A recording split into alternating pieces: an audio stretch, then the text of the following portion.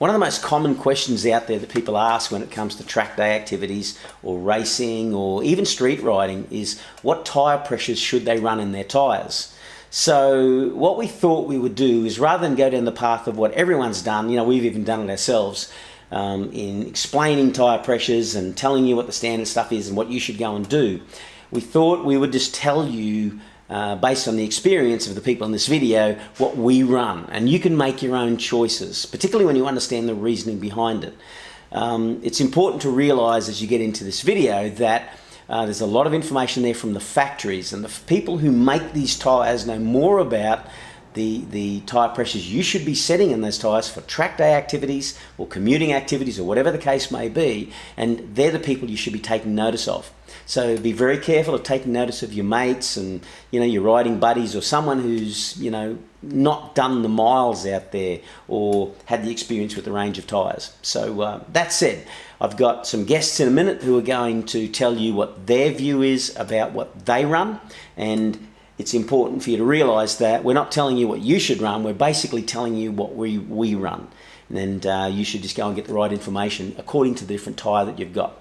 Now, I run Metzeler tyres on this bike, and I know through conversation with people from Metzeler directly and the information that is available from the site, one of their websites, around how you set these tyres up for the track, that I set these tyres up initially cold, so I'll put 32 psi in the front and 26 psi in the back for track riding.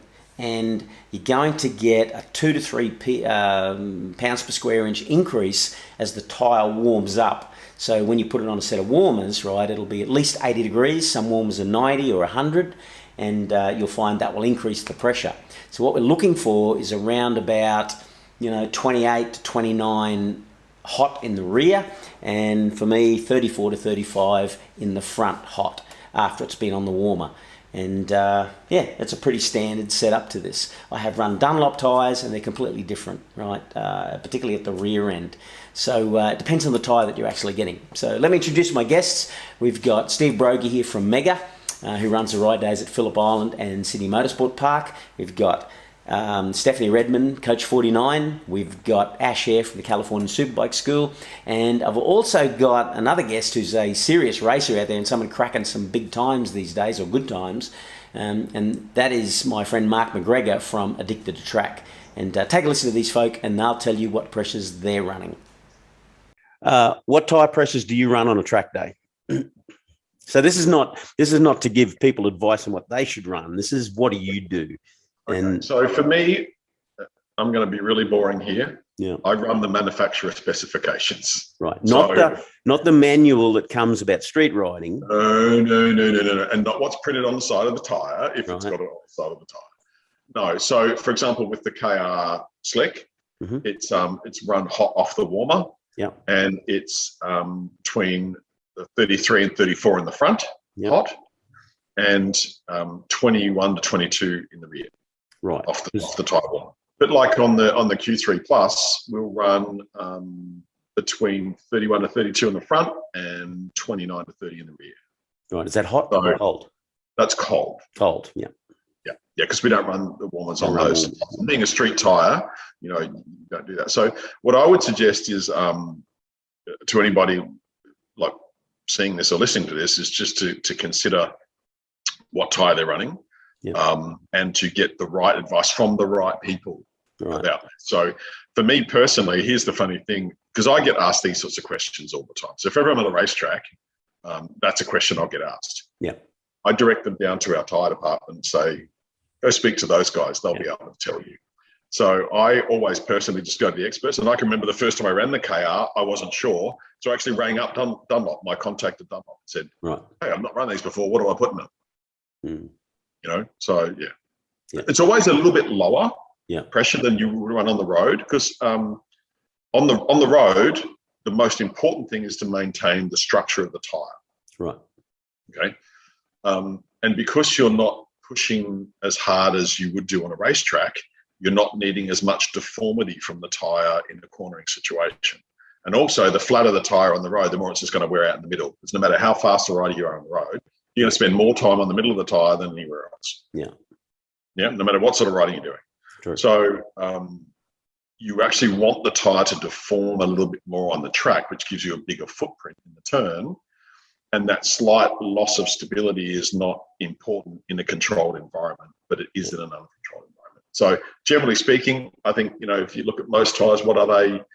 Street pressures probably know better than I do, 36 to 40, somewhere like that. In that range, yeah. I think they have higher back. They put, like 34, 36 in the front and 38 to 40 in the back or something. Yeah. Yeah. For street riding.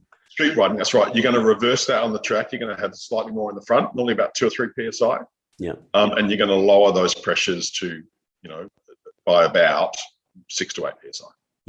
So for my front, off the warmers, I'll run 34 hot, and off on the rear, 26. Yeah. And then I just watch how the rear wears. Some track you get, and what I've actually found is a lot of guys actually, if you end up with a little bit of tearing, or it isn't wearing particularly well, a lot of guys drop the pressure. Yeah. So historically, what I found with the Metzelers, if you add maybe 1 or 2 more PSI, when you're getting some tearing or ripping, that can actually generally fix it. So my solution, rather than going low, is try going a little higher first. Right. Just that clears the tyre up a little bit, Front on the SE3 at 34, 35 off the warmer. Yeah. And rear, 27, 29 at a track day.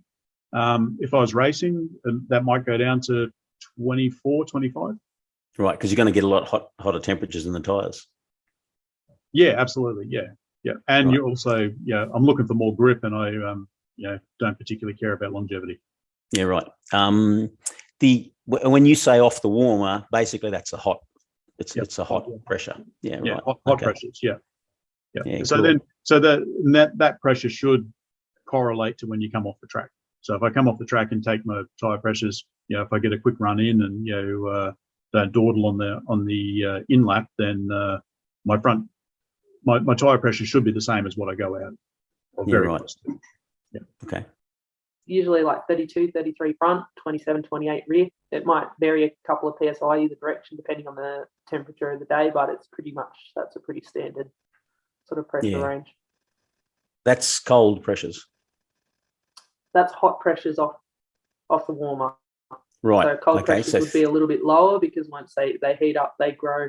Depending on the tyre you get, you should really just check with the recommendation from the retailer or the manufacturer, because depending on the construction of the tyre, they're very different. Like a Dunlop rear that has a very stiff sidewall will run a lot lower pressure in the rear, like 18 or something like that off the warmer. So it really depends on the tyres to check.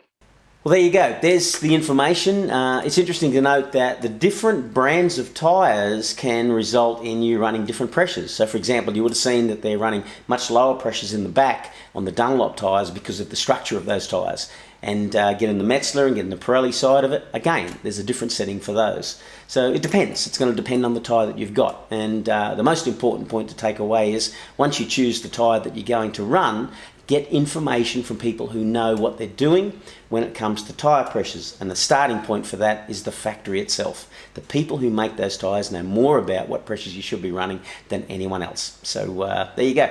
I'm sure you got something out of that.